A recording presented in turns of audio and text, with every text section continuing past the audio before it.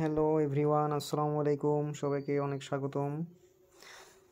এখানে দেখতে পাচ্ছেন ৮০ টাকা ব্যালেন্সে যুক্ত আছে। একটি অ্যাকাউন্ট খুললেই ৮০ টাকা যুক্ত হয়ে যাচ্ছে। এটি পানি ব্যবস্থাপনা ভিআইপি 1 2 3 4 5 এভাবেই ভিআইপি